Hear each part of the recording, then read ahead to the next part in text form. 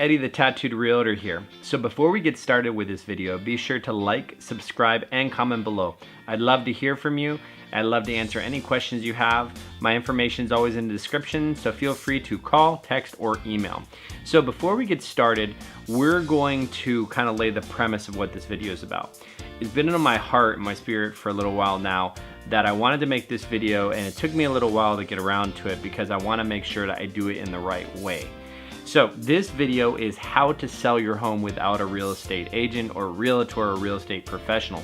For those of you who want to sell your home for sale by owner. The reason why I'm making this video is because I want to make sure that you go in with as much ammo as possible and that you're well educated and well rounded in a world you may not be familiar with. My heart and my passion goes out to everybody because I don't want someone to be taken advantage of, because there are companies out there doing people wrong. So this video may be broken into a couple pieces. It depends really on the full length of it.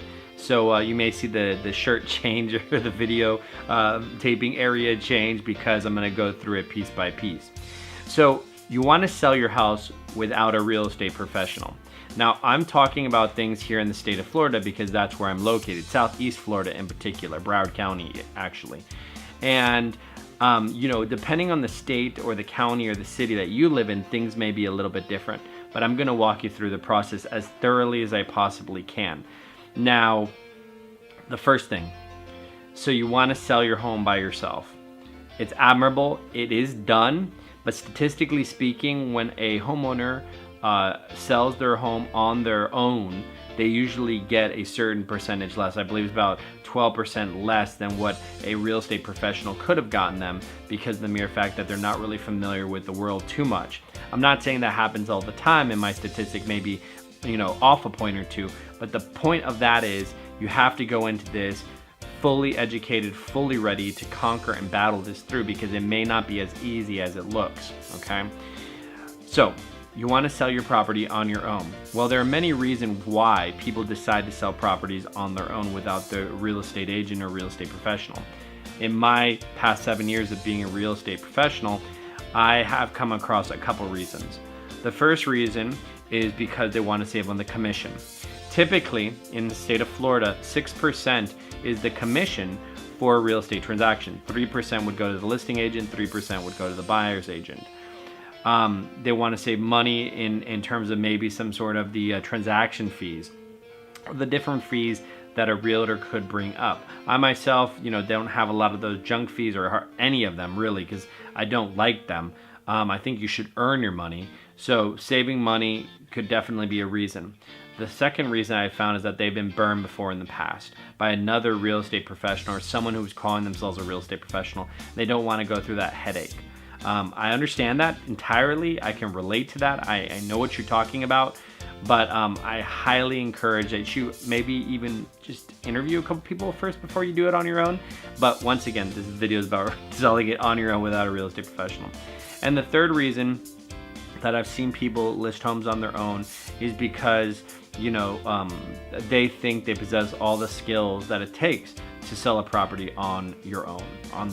And that could be very well true. You might know all the legal proceedings, the documentations, the different marketing and advertising tactics that you're going to have to use and employ in order to sell your property. So those are the three reasons that I usually run into when a homeowner decides to sell a property on their own. Now, with those three previously mentioned, it could cost you more money in the end because your property could sit on the market a lot longer. You know, you could sell it for less than it's worth, even though that's not what you want to do, but you may not be as well-rounded in terms of what everything's going to have to entail when it comes to the appraisal and the different offers and different contracts. That's definitely one thing. And like I said, time on market could be heavily, as well as you might accrue costs that were unexpected. That can always be a problem. So take into consideration those 3 points. Just evaluate why the true reasons are you're going to sell or you want to sell your home on your own, your property on your own, and then make sure that they meet whatever you're trying to achieve, okay? So you've decided, you've looked past them, you've decided, okay, what's the first step? Well, the first step is to, in my opinion, is to make sure that you have a good, solid idea of what your home is worth, okay? Reason why I lead with this is because you have to be able to understand what your home is worth before you can list it appropriately on the market and get, your money's worth for it. I don't want to see you be taken advantage of. So how can you do this? Well, if you're in Broward County, West Palm, or Miami-Dade, I'd be more than happy to create a home value report for you. I do it for people all the time because I've accessed all the information. But if you're not, and you still want to, or if you still want to do it on your own, these are the couple websites that I recommend you look at. So the first thing is, I would jump to your county property appraiser's website. So what I would do is I would look at your county's property appraiser's website first, and then I would zero on your home, and then I would go around. Usually they have maps that you can click on. So go around and click on those different homes and begin to understand where the property values are sitting, okay? Meaning, like, you're looking at what properties have sold that are comparable to your home. Meaning, if your house is a 3-2 single family home, 1-car garage with a pool, then you try to find other 3-2 single family homes with a garage and a pool in and around your home as close as possible. Don't go like 20 streets over. Try to stay within the boundaries. The reason why I'm telling you to do this off the county property appraisers, because 9 times out of 10 they're reported accurately of the comparable sold property, okay? And that's what an appraiser is going to look at. So you could do it that way. The other thing is you could hire an appraisal company. An appraisal company on a single family home can range from a couple $100 up towards $500-600, depending on how big the home is and depending on what kind of report you're having generated, okay? So you could hire an appraisal company. That might be the best way to give you an accurate measure of what your property's worth. The reason why it'd be smart to use an appraisal company is because, think about it, once you go through the process and you have it under contract and that buyer's lender puts an appraisal request on your property, hopefully those numbers line up. Good idea, right? So first off, decide the value. Now, as you're deciding the value, or you're coming up with that value number, you may come into a couple of things that might need to be considered. Like, for instance, do you have the proper, do you have the proper protection on your windows? Do you have the proper protection for your roof? Do you have the upgrades that people are looking for? Do you have the paint selection? What's it look like? Maybe, just an idea, is why don't you go around and go to some open houses and see what the other houses are looking like. A lot of times you'll notice common trends, common colors. My suggestion to you, if you're selling your home and your house is painted a very odd color on the inside, even on the outside, you might want to pick a mud color, kind of like what my walls look like behind me. A mud color is neutral, or a gray, or a white. The idea is to depersonalize. We'll talk about that a little later, but you want to be able to get an idea of what the other houses are looking like that have sold or are on the market currently. Remember, but for the appraisal value, that's what we're talking about right now, that's a root issue. The appraisal value, you need to take into consideration the comparable sales in and around your home. Stay close, stay very similar, okay? So once you've come up with the value, now you have to figure out, how am I going to expose my property? I recommend this. You find what they call flat fee brokerage, or a flat fee real estate brokerage, which will allow you, for a flat fee, maybe $100, maybe $200, maybe $300, they will put it on the MLS for you. That will allow you to syndicate to all the other real estate professionals. Now, one thing to keep in mind, if you go that route of going a flat fee brokerage, you need to be aware that you are allowing other agents to bring you a buyer.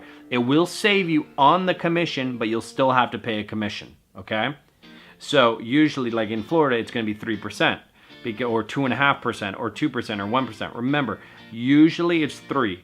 So if you try to go 1.5, the likeliness of that property being shown as much as somebody paying 3 may not be as likely.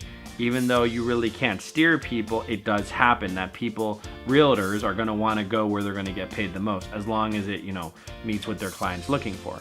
So if you go the flat fee brokerage route, remember, you're going to have to pay half a commission or something to that cooperating agent. That means you're working alongside another agent. Now, they may try to get you as a listing so they can work both sides of the transaction, which does happen from time to time, but just be aware of that, okay? So flat fee brokerage will ask you for all the descriptions, the information, the photos, how much you're selling for, dates, all that kind of stuff. They'll put it on the MLS for you, syndicate it for you. They'll put something in the description or the broker's remarks saying, contact owner for all information. and now it's out there for the world to see. Once a real estate brokerage syndicates it out, there's a program down here called List Hub that works alongside the MLS, and List Hub syndicates it out to, Zillow, Realtor.com, Trulia, all these different websites, okay? So that'll help with marketing exposure. But let's say you don't want to go that route. You want to do it totally for sale by owner. I'm going to probably create another video about this topic because it's extremely in-depth and there's a lot to think about and a lot to do, but I'm going to try to break it down as simply as possible. So if you're going to go to flat fee brokerage, or if you're going to try to sell it completely on your own, meaning like you're not going to involve a real estate brokerage at all, you're going to want to make sure you get premium digital media done. I use Acevedoflorida down here in South Florida. They provide me with the HD, HDR photography, drone, 3D virtual tours, virtual staging, floor plans, every single component that I need, digital media that I need in order to market my property successfully, okay? So you're gonna wanna do the same thing. If you're an amateur photographer, you can shoot the house on your own. I recommend that you have it professionally edited, unless of course you're a professional editor. There's a website called Upwork or Elance that virtual assistants are on, where you can have somebody virtually edit your photographs. You send it to them, they edit them, and they send them back. You need to make sure that your property is seen in the absolute best light the first time a buyer sees it, okay? At the very least, get photography done. HD and HDR photography. HDR photography is, those photos where you can see outside the window? It has to do with the aperture levels and how much light is left in, and then they take 3 photos, merge them together, typically at different aperture levels. Then you can see in and out, the lights are light, the darks are dark, and it's just the best of both worlds. Now that is kind of the bare essential, photography, okay? Interior, exterior. What I would say the second essential is drone photography. If you live in an area that allows it, hire a professionally licensed and insured drone company. Like Acevedoflorida, the one that I use, the premium digital media company that I use, is a licensed and insured digital media company that has licensed and insured drone pilots that have a Part 107 or a 333 exemption. The reason why you want to have someone that is insured and properly licensed is because if that drone falls out of the sky or something illegal or something dangerous happens, whoever gets hurt or whoever goes through the situation may come after you for money, okay? So that's extremely important to remember. So you got to make sure you have the media done. Photography, drone, at the very least, in my opinion. Of course you could do 3 virtual tours, virtual staging, floor plan creation, video production. You can go above and beyond. I recommend you spend at least a couple $100 doing this stuff. It's important because the first impression you're going to make to your buyers, okay? Now, you've got the digital media. If you have the digital media done, you're going to send it to that flat fee brokerage if you go that route. If you don't go that route and you're trying to totally go hands off from the real estate brokerages, now you're going to have to figure out ways to market this. Now, you can go to you can go to websites like Craigslist, and I believe Zillow has a component of it. I believe Trulia has a component of it. There are other classified type websites where you can advertise your property. You could do open houses. That might be an option for you. If you do open houses, I'll have to do a separate video on open houses. That would be extremely important to do, but you're going to want to make sure you do it right because open houses are an extremely vital component. So digital media is done. You've decided you're going to go it on your own. It's beginning to market. You're beginning to market it, and you're beginning to get those phone calls and those those people calling in. So what do you do next? So you've decided that you're going to go it on your own. You have the marketing in place. You're maybe going to do an open house. You're going to advertise it in some method. You could even, on the advertising front, before we work down the line, you could even do things like with direct mail marketing or every door direct mail marketing, where you're marketing specifically to a neighborhood or to an area, letting other people know. I recommend you also let your neighbors know.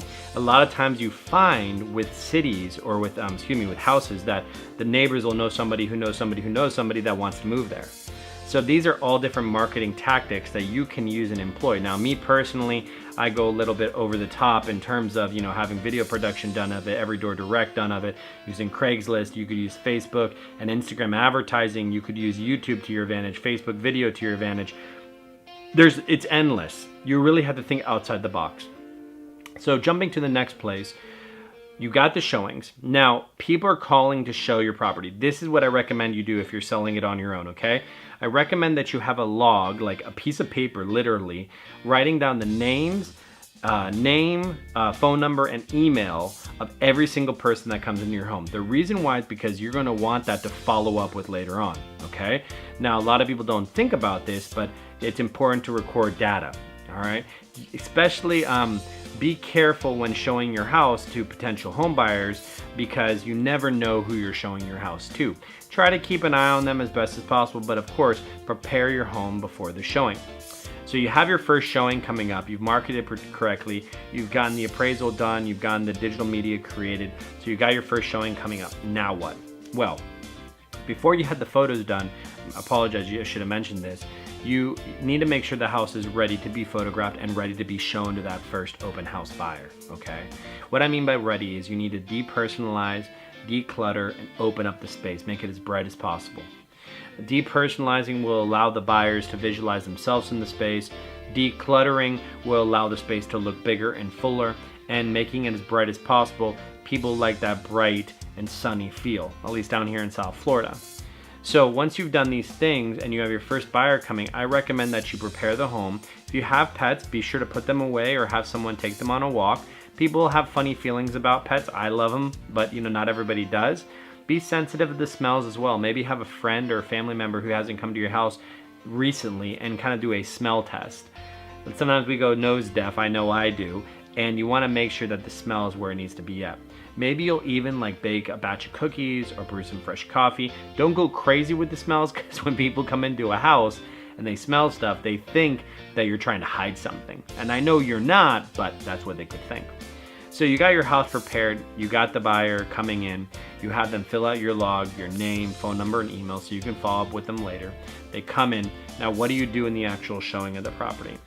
I try to give as much space as possible to potential buyers, kind of let them do their own thing guided, but keep an eye on them because you don't know these people and you want to protect yourself, your family, and your loved ones. So, you try to be as friendly as possible, as cordial as possible. My key thing, though, is you need to make sure not to give too much away. A lot of times we have a tendency to talk a lot about our property, and we might bring up things that didn't need to be brought up. Now, you do have to disclose all information about the property as a whole, especially as you're moving down the process, but don't convey too much information up front, okay? So you've gone to the showing, they've showed the property, and you get that phone call, oh, we'd love to make an offer. We want to buy your house. All right. Now, there's a couple ways you can go with this. The hardest thing is going to probably be getting your hands on the appropriate type of contract. I recommend using an as-is contract or a FAR-BAR, which is more of a standard type of contract, but an as is probably the best for you, in my opinion. Of course, consult an attorney. In all things, consult an attorney. Funny that I mentioned that, but because it's coming up in a minute. So you decided the contract you're going to use. I recommend that you are extremely familiar and well versed in that contract, and then it lays out everything from inspection periods to deposits to closing company to escrow to an estimated time of closing to the approval process. There's an association to all the documents required. You're going to want to make sure that this buyer has been pre-approved through document underwriting by their lender. Document underwriting, what I mean by that is that the underwriter, the person, the mortgage person that they're working with has looked at their W-2s, their income, their credit, has done all the calculations to prove that they can actually purchase the property that they are looking at. A lot of people will waste your time, or as I call them, drapery squeezers, because they're not really, tire kickers, they're not really there to buy the property, and you have to make sure every single visit counts, okay? So with contracts, you could go as far as getting an attorney, which I recommend you get at the very least when you're trying to sell this on your own, because contractual law and contractual law and contracts in general can be an extremely tricky animal, okay? And you have to be extremely well versed in it. They change, and I don't want to see you getting hurt. So you're going to consult a lawyer. You can try to do it by yourself, working up a contract. Now, let's say you get everything, the contract worked up, you get it agreed, that becomes an effective date when everybody signs, and it moves through the process. Now here in the state of Florida, you're gonna have processes like this. You'll have the escrow deposit due 3 days after the effective date, or on the day of the sign, or the day of the effective date, depending on how it goes. You're gonna identify the title company. You're gonna identify who's paying what at title, who's choosing title. Usually whoever chooses title company, meaning whoever chooses the title company, pays the most. And it's not crazy money, but here in Florida, it's not super crazy, but it is gonna be a factor in your numbers. All right, you're gonna have to identify the inspection period. How long will your buyer have to inspect? You'll have to outline how long they have to apply to their mortgage, their loan approval process, their process for closing, where's the closing gonna be at. And then through this process, there's a couple of highlight points that I'm gonna make you aware of. Timing is everything. You need to determine very quickly whether or not you're going after calendar days or business days. I recommend having a calendar listed of all the important dates, okay? Like when the inspection period ends, when their approval process ends for the loan, when the approval process for the association is, all these important dates, okay? So through this process, you're gonna run through a couple of things. The inspection. Not everybody has to do one. Inspections can be kind of a tricky animal, especially down here in South Florida, because of all the, man, I'm yawning so much, I apologize. Because of the hurricanes that we have, you're gonna wanna make sure the inspection's in the right place. You're gonna have an appraisal, okay? You're not gonna, well, here in Florida, you don't pay for it. Being the seller, the buyer pays for that appraisal. Now, if the appraisal should match the appraisal number you previously got, but if you didn't do an appraisal, you kind of did your whole math on it, the appraisal number is gonna come back at a specific number of what the bank appraised it at. Now, if it comes above and the offer is below, you can't rectify that offer to match above, but you can, if it comes down below, you will have to kind of meet in the middle or figure out some sort of tactic that you're gonna use. Title company, extremely important to identify where it's gonna be, who's gonna hold those escrow deposits. Escrow deposits are like good faith deposits that people put down on properties to show the owner they're serious. So let's say you move through this whole process and now you're getting close to closing. Now, when you get close to closing, there are a couple of things that I recommend you do. First of all, I recommend that you get some large yellow vanilla envelopes, put a bunch of stamps on them, put your new address to it, because hopefully you have a next place lined up by now. The reason why I recommend this is because as you get mail, you want that new owner to be able to send it to you seamlessly, okay? Gather up all documents, clickers for the garage doors and stuff, your keys, make a little pile of that, all right? Important documentation. I recommend also that they're gonna probably ask you for wiring instructions or how you want the proceeds paid. Of course, if you have a mortgage, they're gonna pay that off first, and then whatever else is required. If there's nothing there, then they're gonna pay it to you directly.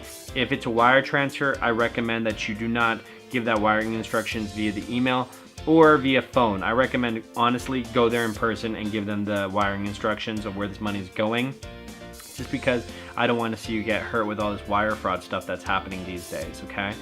The other thing is you want to make sure to have your IDs in place. You want to make sure that the property is swept out before the closing. Now, because this buyer in this theoretical situation is not working with a real estate agent, they may not even know they have the ability to do a final walkthrough before closing, but in reality they could, at least here in South Florida if the contract states it. Now, the walkthrough could happen 24 to 48 hours before closing, but that depends on whether or not the buyer is aware of it and whether or not it's addressed in your contract. So if it is addressed in your contract, you need to make sure that your property is swept out. It really just says swept out to determine, that it's in good condition. Now, I wouldn't recommend a buyer doing it any more than 48 hours because it's kind of a risk because, I'm not saying you as a homeowner are going to do anything to it, but just to heat on the side of caution. But that's more of like buying a piece of property without a real estate agent, which will be a later video. So you've got the final walkthrough, you've got the wire transfer information to the lender or to the title company, everything's sorted and ready to go. Now, on the day of the closing, I recommend that you confirm with the lender or that title company, that everything is due to close, and you're gonna go to the title company, usually sit there and sign all the documentation. Your stack of papers should be pretty, not as big as the buyer, especially if there's a mortgage in place. And sometimes though, you do not always have to go to a physical closing table to get this done. Depending on what state and area you're in, you can do remote closings. So like, let's say you own a house in like, or let's say you're moving to Minneapolis and you live in Florida. Well, let's say you got to move up there before the closing happens. You can actually do a closing with the remote closing where the title company will send an agent to you to sign the documents, or you'll go see a notary or your bank or something like that. So anyways, guys, this is a rough video about how to sell your house without a realtor. There are a lot of little micro components. I'm gonna go back through, review the content, and create more in-depth components on this. I'm always here to help. Feel free to subscribe, like, and comment. I'd love to hear any questions you have. My information is below. If you're in the Southeast Florida region, Palm Beach, Broward, or Miami-Dade County, I'd be more willing to help in any way I possibly can. And once again, guys, my kind of underlining thing is just be prepared for the unexpected, okay? I hope you guys have a great evening. Thank you so much for watching this long video, and I'll talk to you soon. Bye.